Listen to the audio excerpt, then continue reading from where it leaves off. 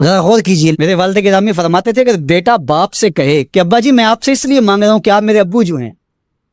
تو باپ کو اپنا وجود بیچ کے بھی دینا پڑا تو اس کی ڈیمانڈ پوری کرے گا، کہ اس نے لفظ ہی ایسا کہہ دیا کہ ابو میں آپ سے اس لیے مانگ رہا ہوں کہ آپ میرے ابو جو ہیں، تو میں نے آپ سے ہی مانگا نا۔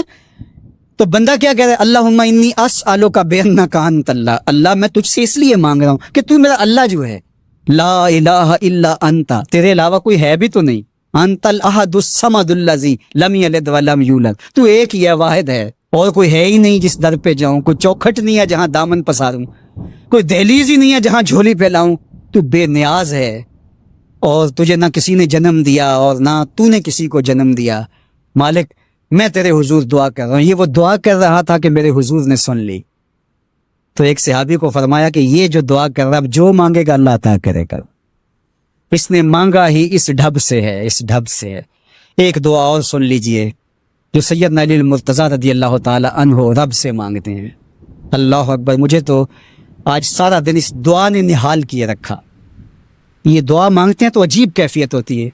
یا سریع الرضا اغفر لمن لا یملک الا الدعاء، اے جلدی راضی ہو جانے والے، چھیتی مان جانے والے، اغفر لمن لا یملک الا الدعاء، اسے معاف کر دے جس کے پاس دعا کے علاوہ سہارا ہی کوئی نہیں، جس کے پاس دعا کے علاوہ کچھ ہے ہی نہیں جو پیش کر سکے، التجا ہی کر سکتا ہے، ترلا ہی کر سکتا ہے، منت ہی کر سکتا ہے، منتوں اور ترلوں کے علاوہ جس کے پاس کچھ نہیں ہے، اے جلدی مان جانے والے اس کی مغفرت کر دے، اس کو بخش دے۔ اللہ اکبر، تو وہ کریم ہے، وہ کہتا ہے میرے در پہ آؤ تو صحیح،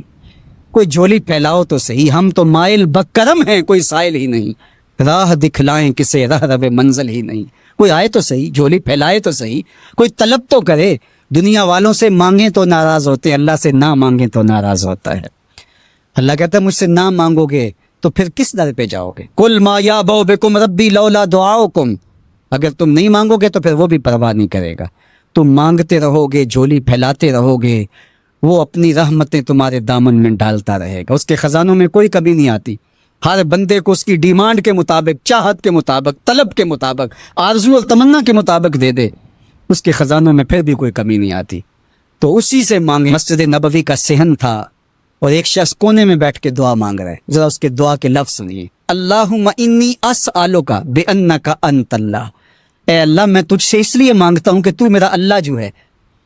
احتیاطی تدابیر اختیار کرنے کا ہمارا مذہب ہمیں تعلیم دیتا ہے، ہمیں تلقین کرتا ہے۔ ہمیں جو آج محکمہ صحت کے کارپرداز، ذمہ داران اور آیان سلطنت بتا رہے ہیں، ہمارے دین نے ہمیں صدیوں قبل یہ بتایا ہے۔ ہم دن میں 5 مرتبہ وضو کرتے ہیں اور بار بار اپنی صفائی کا لحاظ اور خیال رکھتے ہیں۔ ہمیں ہر طرح کی نجاست سے پاک رہنے کا اور صاف رہنے کا حکم دیا گیا ہے۔ تو اس لیے دریں حالات جو محکمہ صحت کی احتیاطی تدابیر ہیں جو بتائی گئی ہیں، ان پر عمل پیرا ہو کر کے اور پورے حزم و احتیاط کے ساتھ اپنا خیال رکھتے ہوئے، اپنے اطراف میں بستے ہوئے لوگوں کا خیال رکھتے ہوئے ہم اپنی زندگی کے شب و روز بسر کریں، اور بلا ضرورت اختلاط نہ ہو، جہاں ضروری ہو وہ ایک امر آخر ہے۔ اور دوسری بات یہ ہے کہ اس حالت میں جب کہ کاروبار سکڑ رہے ہیں اور معیشت تنگ ہو رہی ہے اور ملک میں لاک ڈاؤن کی سی کیفیت ہے، تو ظاہر ہے وہ لوگ جو ہر روز کماتے ہیں اور ہر روز اپنے بچوں کا پیٹ بھرتے ہیں، ان کے لیے مشکلات سب سے زیادہ ہیں۔ ایک تو بیماری کا خوف،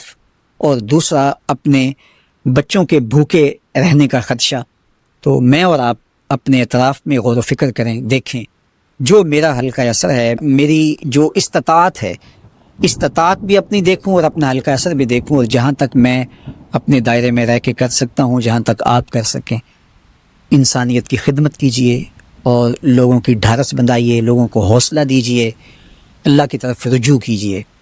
اللہ تعالیٰ اس بیماری سے، اس وبا سے، اس ابتلا سے، اس آزمائش اور اس کڑے امتحان سے ہمیں نجات عطا فرمائے، اور اس وبا کو بہت جلد وطن عزیز سے دور فرما دے۔ اس سے سخت انسانیت کی اللہ مدد فرمائے، اور اس وقت جو دکھے ہوئے حالات ہیں، اللہ تعالیٰ اپنے کرم سے سکون اور طمانینت پیدا فرمائے اور خیر کی راہوں کا ہمیں مسافر رکھے۔ کثرت کے ساتھ استغفار کیجیے۔ حضرت سیدنا عمر رضی اللہ تعالیٰ عنہ فرماتے ہیں کہ آسمان سے کڑکتی ہوئی بجلیاں بھی اتر رہی ہوں جو استغفار کر رہا ہو اللہ اس کو محفوظ فرمائے گا. حضرت امام شافعی فرماتے ہیں کہ وبا کے لیے میں نے تسبیح سے بہتر کوئی وظیفہ نہیں دیکھا. تو اللہ کی تسبیح بولیے، استغفار پڑھیے، اور مختلف معصورہ دعائیں جو مختلف احادیث میں آپ تک مختلف ذرائع سے پہنچ رہی ہیں